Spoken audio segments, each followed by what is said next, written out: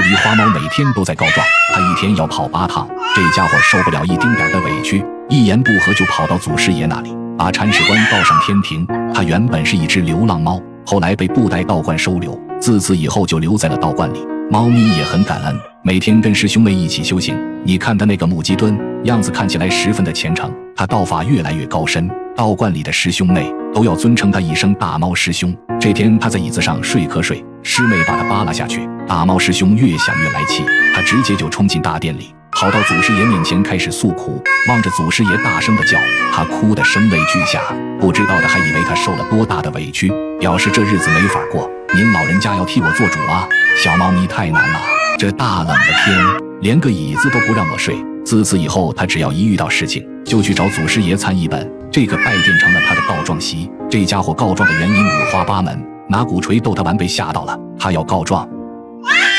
师弟练习乐器，他嫌太难听，也要跑去告状。要是吃饭没有肉，吃得不舒服，还是要跑去告状。如果不让他进茶室，这家伙又跑去告状。师妹说他长得胖的受不了，又跑到祖师爷面前告状。总之他不爽就要去告状，一言不合就告状，隔着屏幕都能感觉到他的愤怒。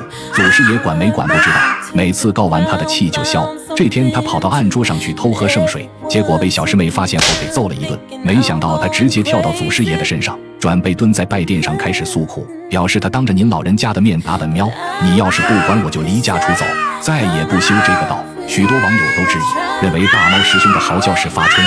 可据道观里的师兄们讲，这家伙一年365天都这样，而且道观里养了好几只猫，还有2只母猫在道观里，给他们全都做了绝育，也不缺食物和水。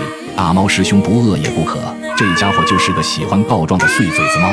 祖师爷在上面都快烦死了，表示你们没事招惹他做什么？这碎嘴子一天要来8趟，不知道天上一天地上一年，一天3000遍，耳朵都听起了茧。就是不知道他做绝育的那天有没有找祖师爷告状。